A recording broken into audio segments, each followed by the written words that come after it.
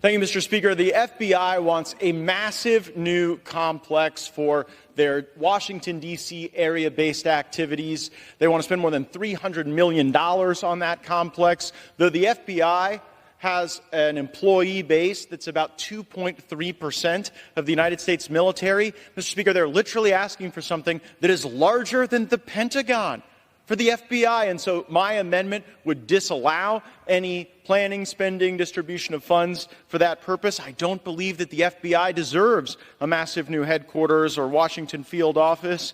The activities inside of Washington, the greater Washington metro area, have really driven a lot of the investigative work we have done. It's not bad folks from the FBI out at some field office in Middle America or elsewhere in the country. It is the Washington, D.C. based activities that have pressured other field offices for no good law enforcement reason. It's the D.C. based entities that have suppressed credible investigative leads into criminal conduct over the objections of other bureaus and offices, and they've initiated investigations into American citizens merely for engaging in constitutionally protected speech. They've attempted to entrap members of the United States Senate by holding false classified briefings. That's testimony we got from Senators Grassley and Senator Johnson. They've also worked hard to censor factual information harmful to their preferred political candidates, notably the Hunter Biden laptop story that the FBI based in the D.C. metro area were involved in cajoling censorship of. Building a new headquarters would condone, reinforce, and enable the Washington field office of the Federal Bureau of Investigation's nefarious behavior. We shouldn't do it, and we should adopt this amendment to ensure that's the case. I reserve. Thank you, Mr. Chairman, and my thanks to the minority side for giving me an opportunity to speak. I rise in opposition to the gentleman from Florida's amendment. We're not always going to hate the FBI.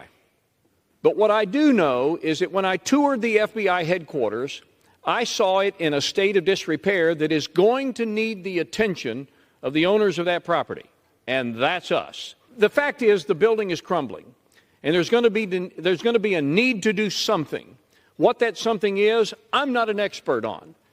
But I think it would be wrong for us to be taking this action today, pursuant to this amendment, without having at least a hearing and an opportunity for the people responsible for the facilities, FBI, GSA, any other stakeholder, to be able to help us understand what the situation is today and what the needs are of tomorrow. Gentleman from Wisconsin reserves. Gentleman from Florida is recognized.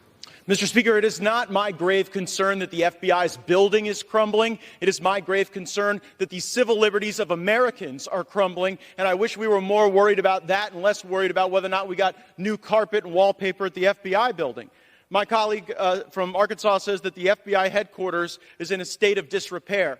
Mr. Speaker, it is the FBI itself that is in a state of disrepair. And so while my colleague from Arkansas may be right that we may not always hate the FBI, how about while we are most concerned about the things they are doing, we not go build them a new $300 million building? My colleague says there needs to be a hearing. Well, let me tell you about the hearing that mattered to me, and frankly, many of my Democrat colleagues who are also worried about civil liberties. The hearing where we learned that the FBI has conducted over 278,000 illegal queries on the FISA system. Or the hearing that said that the Inspector General found that 38 times an hour these people were violating FISA.